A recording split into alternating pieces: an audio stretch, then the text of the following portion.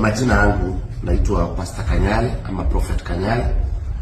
Singetaka sana kuongelea mambo ya Betty Bayo ama mama wa watoto wangu. Sikuwa nataka kuongea hiyo maneno. Na ndio maana ninajua mambo mengi lakini nimenyamaza kwa sababu nilikuwa nataka tukunyamaza. Lakini baada ya mama kuongea, mama ya Betty Bayo, nikatamani kuongea. Huyo mama umeona ndio mama ambaye amekufiwa na mtoto wake. So wananchi wajue hiyo kitu ya kwamba huyo mama ambaye ako Amerika ako na uchungu sana, maana huyo mama amekufiwa na mtoto wake. Amekufiwa na mtoto wake. Mimi nimekufiwa na mama wa watoto. Tash amekufiwa na aliyekuwa mke wake, maana walikuwa wameachana miezi 3 za mwisho. Lakini huyo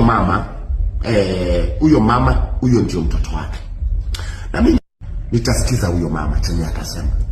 Ni sawa, watoto ni wangu, lakini nitasikiza huyo mama.